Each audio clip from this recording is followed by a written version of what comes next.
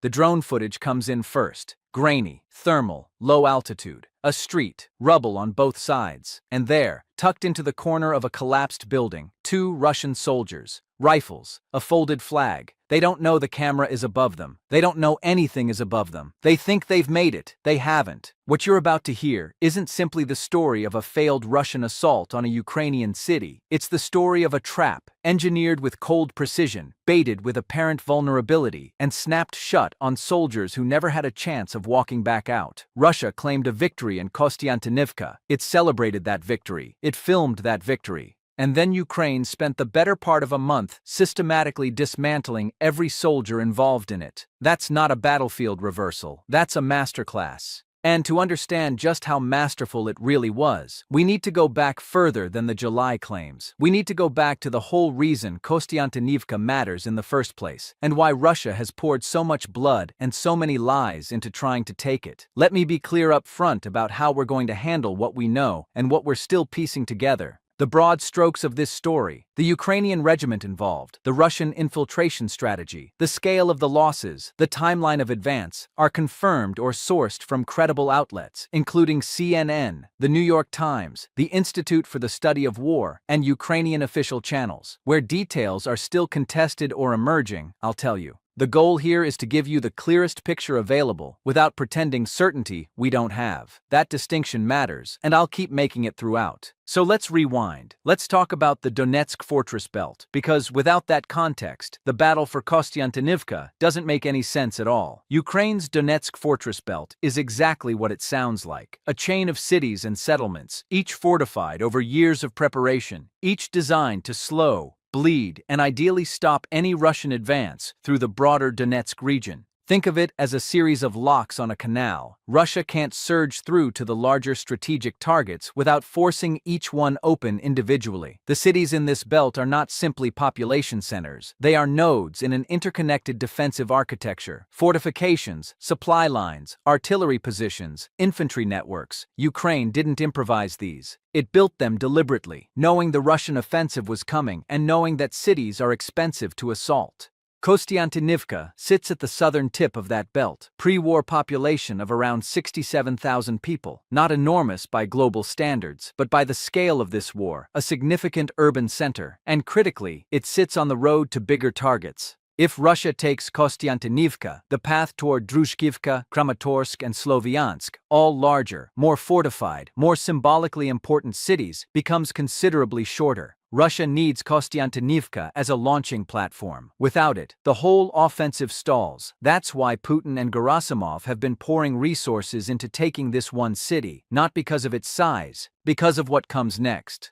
Now let's walk through the timeline of how Russia actually tried to take it, because this is where the story gets revealing in a way Russia clearly didn't intend. According to CNN's reporting, drawing heavily on Ukrainian open-source intelligence tracking by the group Deep State, the first signs of Russian forces attempting to push into Kostiantynivka appeared in late July of 2025. At that point, the city was still semi-functional. Civilians remained. Fishing nets had been strung across streets to defeat drone surveillance and protect against strike drones, an ominous but visible sign that Ukraine knew what was coming and had already begun adapting its defenses to the urban environment. Russia had reached the point, by that summer, where it could launch assaults on the city's outskirts. But assaults and advances are two different things. Russia was attacking. Russia was not advancing, not meaningfully. By November 2025, according to the same CNN timeline, Russian forces had edged closer, and a pattern began to emerge that would define the entire campaign. Rather than fighting through hardened Ukrainian defensive positions directly, a costly approach even when it works, Russia began using infiltration tactics. Small units, sometimes just a handful of soldiers, would slip through gaps in the defensive line, move into the urban environment, and attempt to establish footholds from which a broader assault could theoretically be anchored. The idea being that once you have troops inside a city, you can claim presence, claim control, and use that claimed control as a springboard for follow-on forces. The problem, as we'll get to in a moment, is that it's an idea that relies entirely on those infiltrators surviving long enough for the follow-on forces to actually arrive.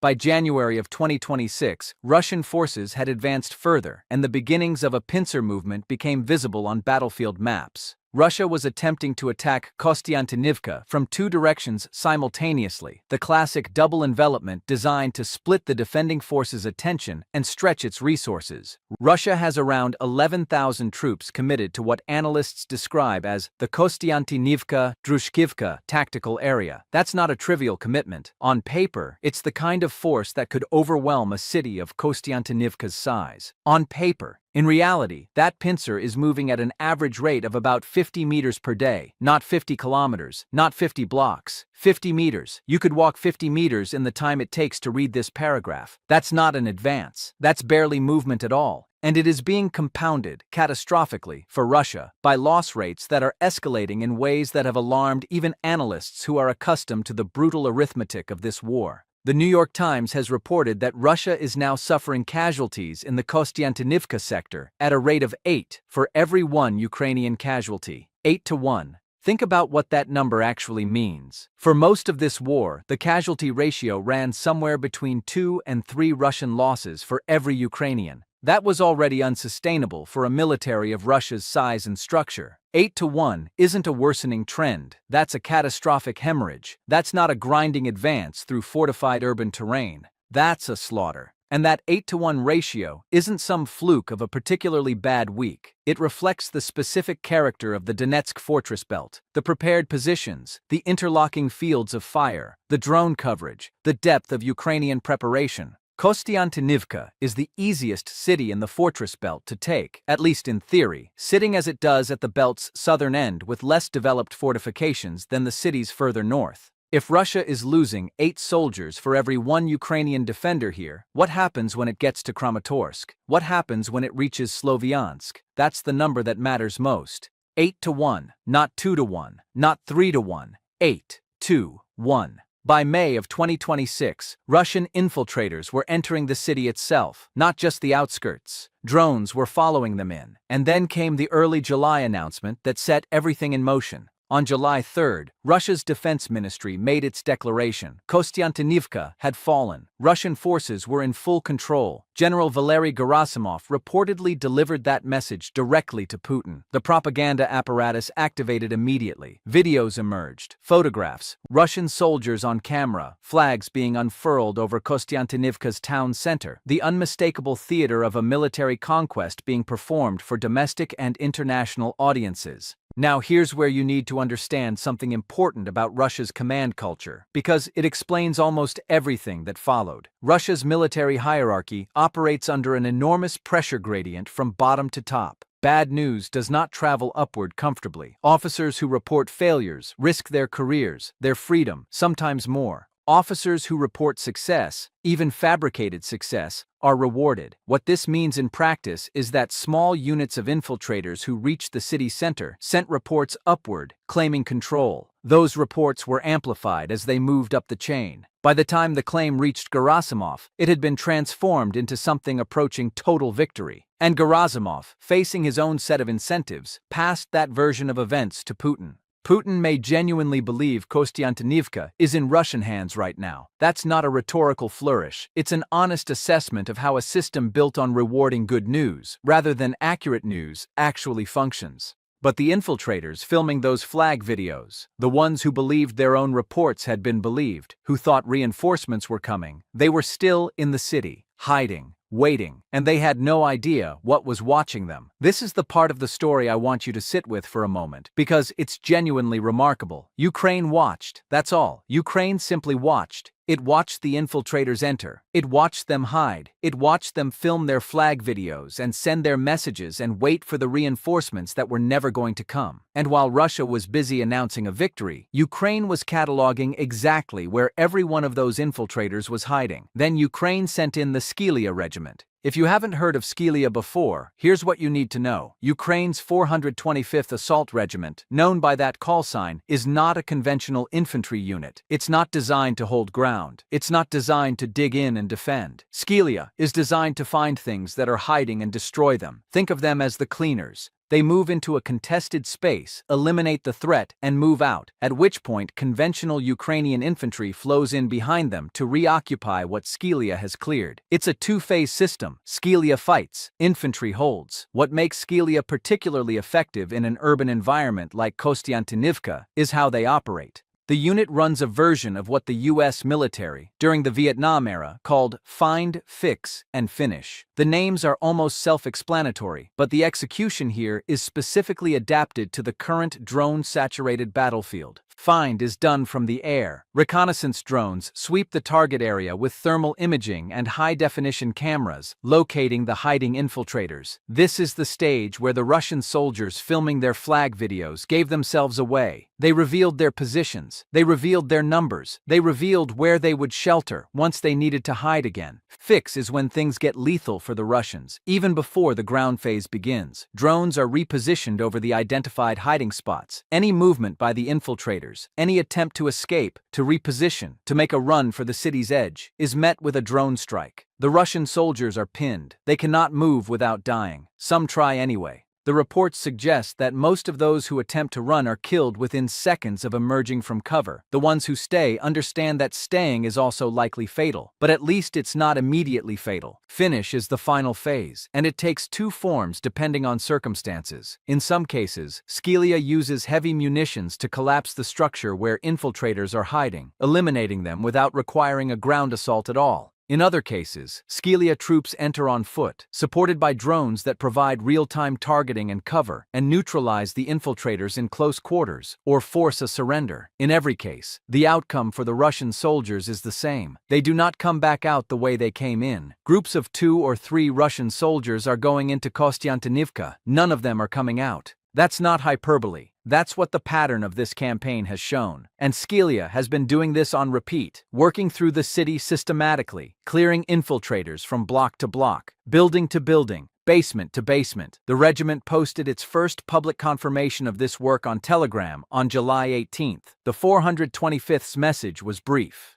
Ukrainian forces had swept through Kostiantynivka. The Ukrainian flag had been raised. The city was under armed forces control, accompanied by video, no fanfare, just a statement of completed work. 2 days later, on July 20th, Ukraine's commander-in-chief, Oleksandr Syrsky, provided a number that tells you everything about the scale of the Russian failure. At that point, there were approximately 145 Russian soldiers remaining in Kostiantynivka, 145, in a city that covers 66 square kilometers and had a pre-war population of 67,000 people. 145 soldiers. That's not a capture. That's barely a patrol. And even that number was the product of weeks of systematic elimination. Russia had put more soldiers into the city than that before the Scylla operation began. They had been confident enough to film propaganda. And now, after the trap had fully closed, Russia had fewer than 150 soldiers left in a city it had declared completely under its control. Here's where I want to engage you directly for a moment, because some of you watching this are probably experiencing a very specific kind of recognition right now, a sense that you've seen this story before. That the broad strokes, the Russian claim of capture, the Ukrainian refutation, the revelation of a small infiltration force, the systematic elimination, feels familiar. And you're right, it is familiar, because Russia ran almost exactly the same play before and walked into almost exactly the same trap. In November of 2025, Russia claimed it had taken Kupiansk, a strategically critical city in the Kharkiv region that serves as a major railway hub. The announcement came with the same apparatus, videos, photographs, official declarations. Ukrainian President Zelensky traveled to Kupiansk personally to be photographed there, demonstrating in the most direct way possible that Russian claims of control were false. And again, as with Kostiantynivka, that didn't mean there were no Russian soldiers in Kupiansk. There were. Around 250 of them, according to reporting from Pravda. They were infiltrators, and they were eliminated using the same basic approach that Scylla later employed in Kostiantynivka. By mid-December of 2025, Ukraine had approximately 90% of Kupiansk under confirmed control. Russia walked into the same trap twice. Same infiltration strategy, same false claims of capture, same systematic elimination, same humiliating retreat. My own read here, and I want to be clear, this is analysis rather than confirmed intelligence, is that Russia's leadership either doesn't understand what's happening to its infiltration units, or understands it and continues anyway, because the alternative is to admit publicly that a strategy isn't working. Both explanations are possible. Both are troubling in different ways for Russia's long-term prospects in this war. If the Kremlin genuinely doesn't know that its small infiltration units are being found and destroyed before reinforcements can arrive, that's a catastrophic intelligence failure at the operational level. If it does know and continues anyway, that suggests Russia has no better alternative available to it, that the infiltration tactic, failed as it is still the best option Russia has for making any kind of claim about urban advances. I lean toward the second explanation, but I hold that view loosely. There's genuine disagreement among analysts on this point, and I think it's worth acknowledging. Some analysts, particularly those skeptical of the framing that Russia's military is uniformly incompetent, argue that the infiltration strategy isn't purely a failure on its own terms. The argument goes something like this: even if the infiltrators are ultimately eliminated, their presence in the city, even briefly, forces Ukraine to dedicate resources to hunting them down, diverting those resources from other parts of the front. From this perspective, the infiltrators are not expected to hold the city, they're expected to impose costs. The propaganda is a secondary benefit. The primary purpose is resource attrition. It's a reasonable counterargument, and I don't dismiss it. But even if you accept that framing, the math has to work. And right now, with Russia losing 8 soldiers for every 1 Ukrainian casualty, the resource attrition argument collapses. Russia is spending far more than it's inflicting. Whatever cost it imposes on Ukraine by forcing infiltrator hunting operations, it's paying a higher cost itself. The trap is still a trap, even if you reframe the purpose of walking into it. Now let's zoom out. Because what's happening in Kostiantynivka, as ugly and locally significant as it is, has implications that extend well beyond one city in the Donetsk region. Russia's entire spring and summer offensive was premised on a more ambitious timetable. The intention, assessed by Western analysts before the offensive began, was to put meaningful pressure on the entire Donetsk fortress belt, potentially forcing cascading collapses across multiple cities. The Institute for the Study of War declared on July 1st that nothing of operational significance had been achieved by that offensive at any point up to that date. Russia responded 2 days later with the Kostiantynivka announcement. The timing is almost certainly not coincidental. The false claim of capture was, in part, a response to the public acknowledgement that the offensive had produced nothing. This is what all of Russia's false city capture claims are actually doing. They're not just domestic propaganda, though they are that. They're diplomatic positioning. Putin is running out of runway on his stalling tactics around peace negotiations. Every claim that Russia is advancing, even a claim that gets disproven within weeks, lands in the international news cycle and creates a version of reality in which Russia appears to be winning. And Russia wants to be seen as winning when and if serious peace negotiations ever begin, because its negotiating position depends on appearing to hold Ukrainian territory rather than desperately trying to take it. That context makes the exposure of the Kostiantynivka trap especially damaging. It's not just a battlefield reversal, it's a public dismantling of the narrative Russia was trying to build. Gerasimov told Putin the city had fallen. Ukraine spent 3 weeks proving it hadn't. And internationally, the credibility of every subsequent Russian announcement about territorial gains has been further degraded. Then, there's the mobilization question. Ukrainian Center for Countering Disinformation head Andriy Kovalenko has claimed that Putin may be forced to mobilize up to 500,000 additional Russian soldiers as early as this coming fall, in order to fill the gaps that are widening across the entire Eastern Front. That's an unconfirmed claim from a Ukrainian official, and it should be treated with appropriate skepticism. Ukrainian officials have incentives to describe Russian desperation, just as Russian officials have incentives to describe Russian strength. But the structural logic behind the claim isn't implausible. Russia is losing soldiers at rates that its existing mobilization pipeline cannot replace fast enough to sustain simultaneous pressure across multiple axes. Something has to give. And if a new mobilization does happen, it comes at a significant domestic political cost. Putin has avoided mass mobilization for most of this war precisely because the Russian public, while broadly tolerant of the conflict as an abstraction, responds very differently when its sons are being called up in visible, undeniable numbers. Each mobilization wave has generated protest, emigration, and quiet fury in ways that Russia's security services can suppress but cannot eliminate. A third wave, especially against the backdrop of announced victories that keep being disproven, would test that tolerance in ways the Kremlin has been carefully avoiding. Meanwhile, at the level of actual territory rather than announced territory, the picture is grimmer still for Russia. According to a July 21st Interfax report, Ukrainian forces retook 43 square kilometers along the Donetsk-Dnipropetrovsk border in a single week during that period, while Russia managed to capture just 17 square kilometers. Net Ukrainian gain of 26 square kilometers in 1 week. That's not a Ukrainian counteroffensive in the conventional sense. It's not a dramatic armored thrust with liberated cities making headlines. It's the slow, methodical recovery of territory through exactly the kind of small unit operations and drone-integrated tactics that Scylla represents. And when you look at comparative maps from July 2025 and July 2026, as CNN's analysis does, you can see that areas of confirmed Russian control in the Kostiantynivka sector have actually shrunk in some locations, particularly northwest of Bakhmut. Russia is not just failing to advance. In some places, it is losing ground it previously held, not gaining, losing. This isn't a stalled offensive. In at least some local sectors, it's a retreating one. So, let's bring the whole arc together, because I think it deserves to be stated clearly. Russia spent a year trying to take a single city at the weakest point of the Donetsk fortress belt, a city covering 66 square kilometers, a city that Russia, with 11,000 troops in the operational area, should theoretically be capable of overwhelming.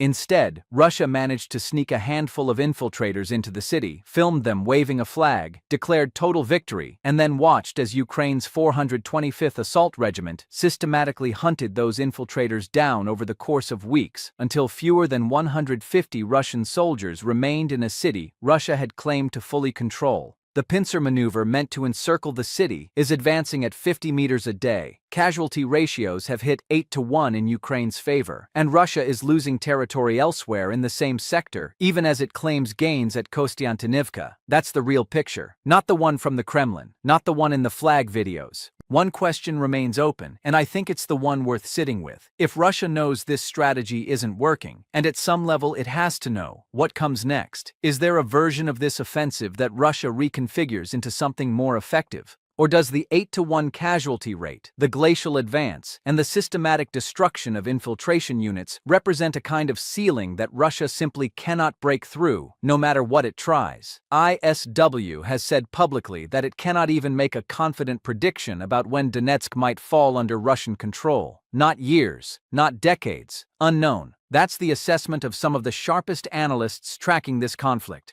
Let us know what you think in the comments. And if you want to understand just how deep this problem runs for Russia, there's a story from Zaporizhia that might actually be worse than Kostiantynivka, a village called Mala Tokmachka that has become a 1,500-day nightmare for Russian forces in ways that deserve their own full breakdown. That's coming up next. Subscribe to The Military Show and hit the notification bell so you're there when it drops.